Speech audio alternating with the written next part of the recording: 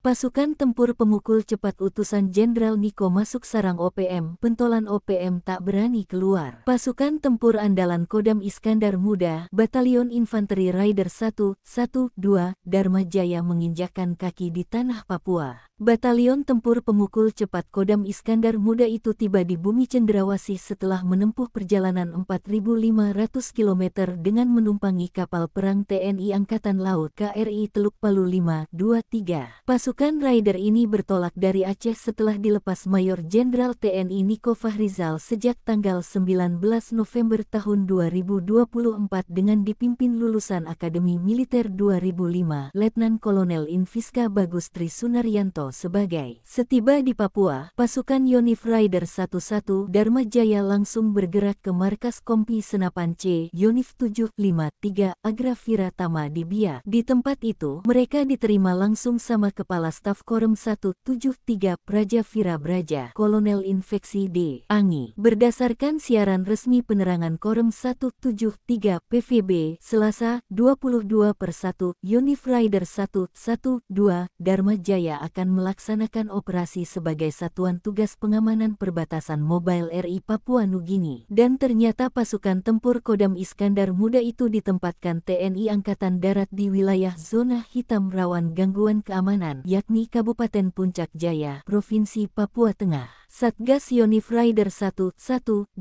Dharma Jaya akan bertugas di Puncak Jaya selama 1 tahun menggantikan Satgas sebelumnya yakni Yonif 753 AVT. Untuk diketahui, Puncak Jaya ini sebenarnya bukan wilayah yang ramah bagi aparat keamanan. Sebab wilayah ini salah satu sarang kelompok separatis teroris OPM pimpinan Teranus Numbi. KST OPM Puncak Jaya terkenal berdarah dingin dan sangat kejam. Mereka sering banget membantai masyarakat secara sadis. Yang terbaru mereka membunuh Jamaluddin, seorang pedagang distrik 7 Pagaleme. Dan sepanjang tahun 2024, 3 prajurit TNI gugur ditembak OPM. Pada awal Januari tahun 2024 OPM menembak Sertu Afriyadi di distrik Taganomba. Lalu Maret tahun 2024, prajurit Korps Marinir TNI Angkatan Laut Sertu Ismunandar gugur ditembak OPM. Dan terakhir pada Agustus tahun 2024, prajurit Kodim Puncak Jaya Serka Jeffrey May ditembak saat mengamankan pilkada.